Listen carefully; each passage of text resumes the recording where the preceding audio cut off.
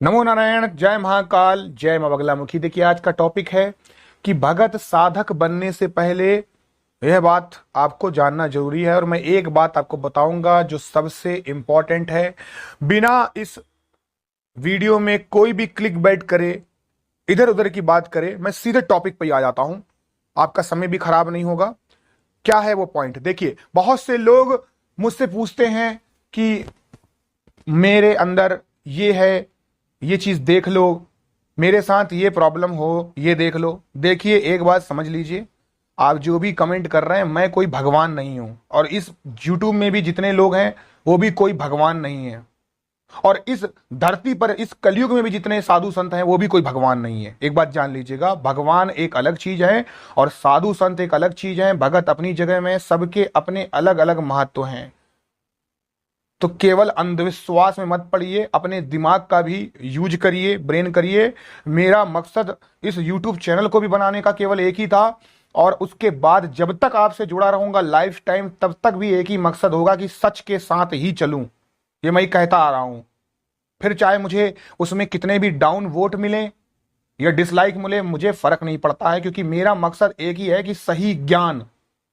बहुत से लोग बोलते हैं, अब उन्होंने एक कमेंट लिखा ऐसे बस नॉर्मल कि मेरे बारे में कुछ बताओ। अरे क्या बताऊं आपके बारे में? ना मैंने आपको देखा है, ना मैं आपसे मिला हूं, ना मैं आपके घर का पता जानता हूं। मैं कैसे बता दूं क्या नाम है आपका यूट्यूब में? मुझे पता ही नहीं है। और मैं बोलता हूं कि इस पूरे ब्रह्मांड में ऐसा कोई नहीं होगा जो ऐसे बता सके। ये कंफर्म है, कोई भी नहीं। फिर चाहे वो कितना भी अपने आप को बड़ा साधु संत क्यों ना बताता हो, कोई नहीं बता सकता ऐसे।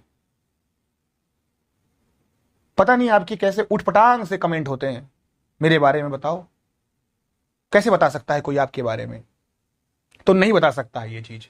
तो आपको एक बात जान लेना चाहिए, जो मैंने इस बात को बताया है कि ऐसा कोई भी नहीं है। अब चलते हैं इस वीडियो के मेन टॉपिक में, जो बताना चाह रहा था। बहुत से लोग चाहते हैं कि मैं ये कर लूं, मैं माँ काली की पूजा करूं, मैं भगवान भैरव की पूजा करूं, मैं गणेश जी की। देखो, ये कंफ्यूजन होती है। अब देखिए, साधना भी दो प्रकार की होती है। एक होती है तंत्र साधना, दूसरी होती है वैदिक साधना। वैदिक साधना के अंदर भगवान नारायण आते हैं, भगवान कार्तिकेय आते हैं, गणेश जी आते हैं, है ना। और जितने प्रकार के ऐसे देवी देवता जिनकी वैदिक मंत्रों से पूजा पाठ होती है वो आते हैं। और तंत्र के अंदर भूत प्रेत, अप्सरा, डाकनी डाकनी, ब्रह्म, राक्षस, पैताल, भैरवी, पिशाच, जो भी कह लो, मसानी वसानी, सब आ जाती है। और उसके अंदर माँ काली भी आती है, उन्हीं के अंदर 10 महाविद्या आती हैं, 64 योगिनियां आती हैं, भगवान भैरव आते हैं, और इवन हनुमान जी भी आते हैं। और हनुमान जी की भी दो रूप हैं, एक नॉर्मल रूप है और एक पंचमुखी रूप है। तो पंचमुखी रूप आता है। तो तंत्र अलग चीज है, वैदिक अलग चीज है। लेकिन आप ये कैसे डिसाइड करोगे कि कौन सा आएगा? देखिए, चूंकि मैं एक एस्ट्रोलॉजर हूं, और चूंकि आप सब लोग भी ग्रहों से कनेक्ट हैं, और कोई भी इस पूरे ब्रह्मांड में ग्रहों की चाल से नहीं बच सकता है, क्योंकि ग्रह स्वयं देवता हैं। और हर इंसान के पैदा होने के कुछ ही सेकंड के ऊपर उसके ऊपर नक्षत्रों की चाल, ग्रहों की चाल का प्रभाव पड़ता है। इवन एक बच्चा जो होता है पैदा, वो भी बच नहीं सकता ग्रहों की चाल से। स्वयं भगवान भी नहीं बच पाए। तो ग्रहों की चाल 100% पड़ती है, क्योंकि ग्रह कर्म है। और आप देखेंगे कि आपकी कुंडली ही आपको सब कुछ बता देगी कि आप इस धरती पर क्या करने आए हैं। तो क्या करने आए हैं ये आपका लग्न बता देगा, ये आपका लग्न बता देगा। और आपके पूरे ग्रहों में जिसकी ज्यादा डिग्री होगी वो बताएगा कि इस धरती पर आप कितना कष्ट भोगोगे। पहली चीज है।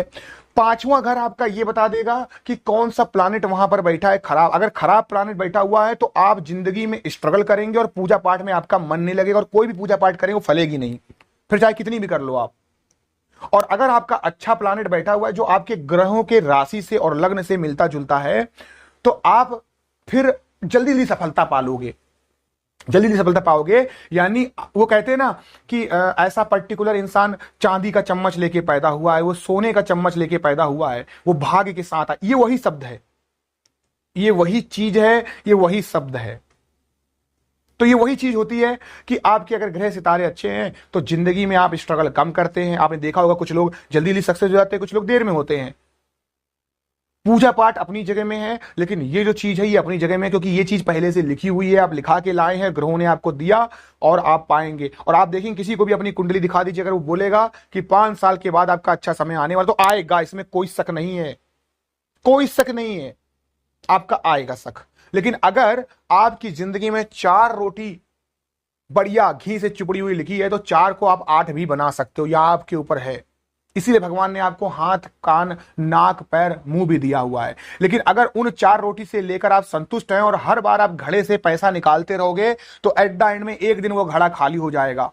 तो भगवान ने कभी ये नहीं चाहा, इसीलिए उन्होंने आपको हाथ पैर दिए कि आप अपने कर्म करिए और उस घड़े को भरते रहिए। ये इंपॉर्टेंट है। तो ये इंपॉर्टेंट है।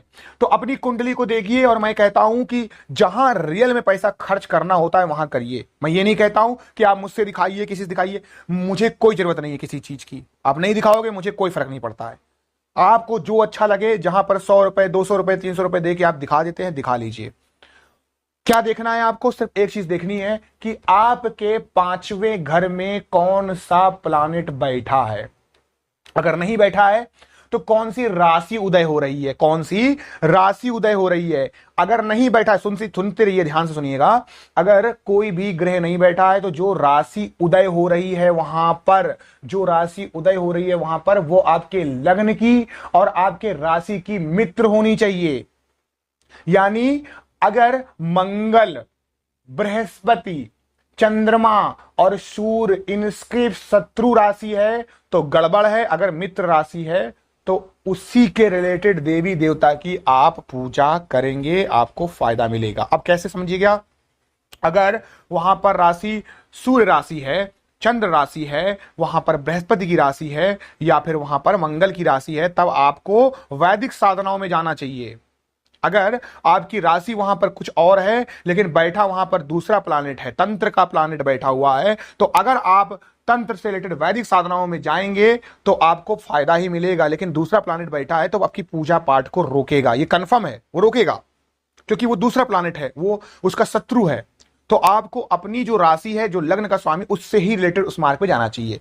अगर आपकी राशि शुक्र से रिलेटेड है, शनि से रिलेटेड है, शनि से रिलेटेड है, शुक्र से रिलेटेड है, बुध से रिलेटेड है, तो आप तंत्र में भी जा सकते हैं, कोई प्रॉब्लम नहीं, आपको जल्दी सफलता मिलेगी, जल्दी मिलेगी। तो इन सब चीजों को देखिएगा। और दूसरी सबसे इंपॉर्टेंट बात है कि अपने कुंडली को किसी से दिखवाइएगा, मुझे कमेंट मत डालिएगा मेरी राशि ये, मैं नहीं देखने वाला हूं, ठीक है? तो मुझे कमेंट डालिएगा, मैं उस कमेंट को इग्नोर कर दूंगा। मैंने फिर बोल दिया, जब सही समय आएगा तो मैं कुंडली भी देखूंगा, मैं दीक्षा भी दूंगा। अभी वो समय सही नहीं है। जब तक मेरे 1 लाख सब्सक्राइबर नहीं हो जाएंगे, मैं किसी को कुछ नहीं करने वाला हूं। आप कितना भी कुछ कर ले, मैं नहीं करूंगा। और बहुत से ऐसे कमेंट्स आते हैं कि मुझे अपना नंबर दे दो गुरुजी, और नंबर भी नहीं दे पाऊंगा, कोई नंबर नहीं। अभी आपको जिससे काम चलाना है उसी से आप काम चलाइए, आपका काम होगा। आप अपनी कुंडली को दिखाइए, पैसे खर्च करिए, 100-200 रुपए, ज्यादा नहीं पड़ेगा, कोई प्रॉब्लम नहीं है, आप खर्च करिए। सिर्फ 2 चीज अगर आप देख सकते हैं तो खुद आप देख लीजिए, एस्ट्रोसेज, एस्ट्रोबिक्स और बहुत सारी ऐसे ऑनलाइन कुंडली के ऐप आते हैं, उसमें जाइए। 5वां लेफ्ट साइड में 5वां घर होता है, हिंदी में लिखा होगा तो पढ़ लीजिए कि आपका पंचमेश कौन सा है, पंचम घर का स्वामी कौन सा है। अगर आपके पंचम घर का स्वामी बुध, बृहस्पति, चंद्रमा, मंगल, सूर्य है तो आप वैदिक साधनाओं में जा सकते हैं, कोई प्रॉब्लम नहीं है। अगर आपके पंचमेश शुक्र से रिलेटेड है, शनि से रिलेटेड है, यहां पर वहां पर राहु केतु बैठे हुए हैं, तो आप तंत्र में जाएंगे तो आपको जल्दी सफलता मिलेगी। तो आप जिसमें चाहे उसमें जा सकते हैं, लेकिन बात वही आएगी कि आपको सफलता कितनी जल्दी मिलेगी, कितनी देर में मिलेगी, ये आप डिसाइड करोगे। क्योंकि अगर आप जिस बहाव में पानी बह रहा है उसी के साथ चलोगे तो जल्दी सफलता मिलती है, अपोजिट चलोगे तो सफलता फिर भी मिलेगी लेकिन लेट लपेट मिलेगी। तो निराश और हताश मत होना, यही सच है। बस मेरा कहने का मतलब ये नहीं है कि आप अगर जाओगे तो आपको सफलता नहीं मिलेगी, बिल्कुल मिलेगी। किसी भी चीज के पीछे अगर आप पत्थर पे भी बार बार हथौड़ा मारोगे तो टूट जाएगा, तो टूटेगा वो। तो ऐसे ही अगर आप पीछे पड़ जाओ किसी चीज की, सफलता मिलेगी, कोई शक नहीं। बस बात इतनी सी है कि आपका समय थोड़ा उस कंपेयर टू ज्यादा लगने वाला है। और आप क्या होता है, ह्यूमन की एक टेंडेंसी होती है कि थोड़े समय में जल्दी निराश हो जाता है, उसे हर चीज जल्दी चाहिए। तो अगर आपको जल्दी चाहिए तो बहाव के साथ बहिए, और अगर आपके पास समय है और कोई प्रॉब्लम नहीं है, आपके अनुशासन है, आप चाहते हो कि कोई प्रॉब्लम नहीं, 2 साल 3 साल 5 साल लग जाए, मुझे तो बस बहना है और यही मेरा नियम है, यही करूंगा, तो फिर आप करते रहिए, आपको तब भी सफलता मिलेगी।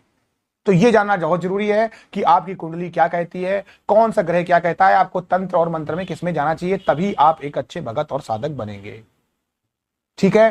सो आप सभी लोगों का कल्याण हो, खुश रहिए, स्वस्थ रहिए और सुरक्षित रहिएगा और आपकी आध्यात्मिक उन्नति आगे बढ़ती रहिए। नमो नारायण। जय महाकाल, जय मां बगलामुखी।